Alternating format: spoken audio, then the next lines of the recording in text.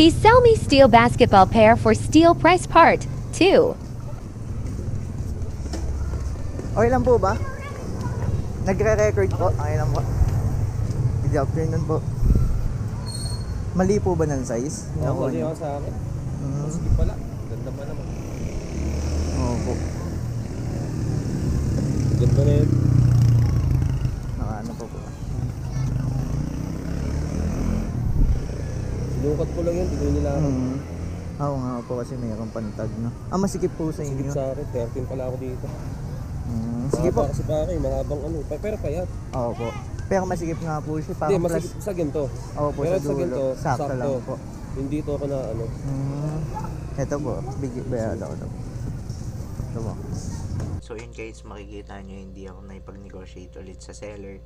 Kasi binigyan niya ako ng steel price. Para sa akin steel price na yun. So